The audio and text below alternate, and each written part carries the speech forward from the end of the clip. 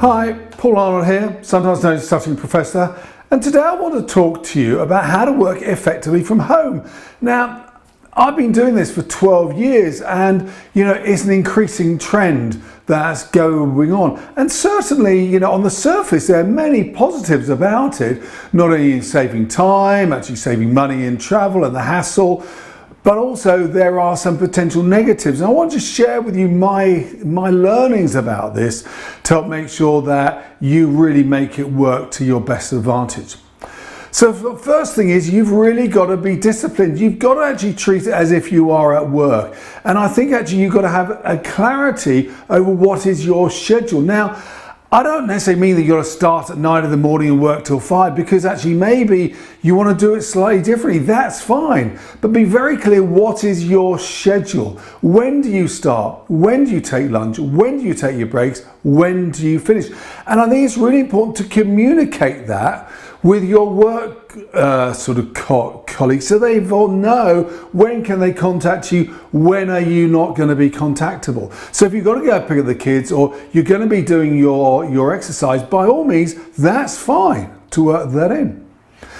And I think one of the important things is that you've almost got to be very disciplined in actually the timing you take on this, because all too often it can drift. So set alarms. Be very clear that you are going to take a 15-minute break, you are going to take an hour for lunch, and don't be shy of taking the full hour for lunch, but use the alarms to make sure that you do keep yourself disciplined. And some clear things you shouldn't do. Look, for goodness sake, don't work in your pajamas. Get up, brush your teeth, come down to work and start work as if you were at work. And also stay away from the kitchen. The trouble is, it's so easy to just graze all the time.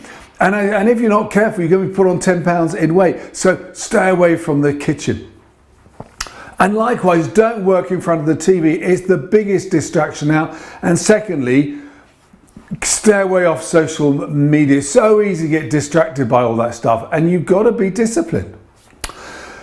The other thing I think you should do is really create a space, both it being a physical space, if you can carve that out within your home, but it's also got to be a mental space. So you think, this is where I sit down, this is where I work. And in many ways, don't be afraid to invest some money. So you're going to need the printer, get a nice chair, maybe get a table, get a nice angle poised light, to treat yourself, to make it a space that you really want to be in. And I also advise you to close the door, to almost make it a very clear, distinct space that this is where you work and your home life is outside there. So at the end of the day, you can likewise close the door on work and go back into your home space, and to keep the two as separate as possible.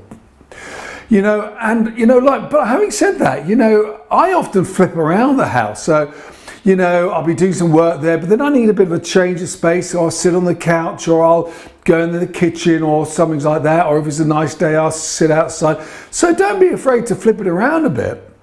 And likewise, go out to have coffees as well outside, and maybe the library or whatever. I quite like Kew Gardens as a place just to go and sit and do some work there, because I find it a very sort of inspirational place. Then I think you've really got to work to what works for you. So work out what is the best way that you work. What's your peak performance times? So some people are night owls, some people are morning birds. So find what works for you, and actually therefore adjust your timings around that. And for example, some people like having music on. I don't particularly, but whatever that does work for you. But I also think that what you've got to do is have a very clear idea of what you're trying to achieve that day. So you have the list of work, so have the list at home, be it the written list or using any of the apps that exist right now. And I think you should reward yourselves. When you've done something, you think, tick, done. I'm a great ticker off of lists. I'm sad to the point that I even add something on list just so I can tick it off. But actually, once you've done that, you say, right, now I'm going to have a cup of coffee, now I'll go for a quick walk or whatever. And I like what Kobe said about eat the ugliest frog first. There is always the old task you don't really want to do. It's getting in the way, it's weighing you down. Look, where you've got your most energy of the day, that's a time to go and do it. So eat the ugliest frog first, get it out of the way. It's a great reward for you. And then I like to always say, you've got to finish the day on setting yourself up from something you're going to do the very next day. So what writers often do is they start a sentence, but they don't finish it. So therefore, immediately they sit down the next day, they can get back into the work. So do that as well to make sure that you don't sort of slowly move into the day. You're there, you're done, and that really gives you a fast slipstream into the day. Then I think you've got to actually contract with your people at home, with your other half, with the kids, whatever. Look, I'm here, I am home, but however, you know, I don't want to be disturbed between these times, so please just leave me to have that space. You know, and likewise, don't get drawn into, oh, whilst you're home, could you put the washing machine on? Oh, could you walk the dogs and things like that? You've got to say, look, you know, I'm meant to be earning some money here. I'm meant to be doing this. So please, you know, I'm not going to be dragged into that stuff. I've got a fan that needs to be fixed in the downstairs loo. Well, that's going to have to wait until the weekend. You know, I'm not going to fix that now. You know, and the other thing is that, you know, when, you know, sometimes your other half is going to have friends around, things like that, or the kids are coming home from school. Sure, by all means, go and say hi. Then, you know, spend 5 minutes, say, just got to get back onto work, and you walk away. Otherwise, you're going to find all your day is sucked out of you. One of the big things is you've got to over-communicate. Look, you know, in the book Joy of Work, it talks about how, you know, when you're at work, you have 38 times a week that you make contact with your other fellow workers. But when you are a remote worker, there's only 7.8 times a week.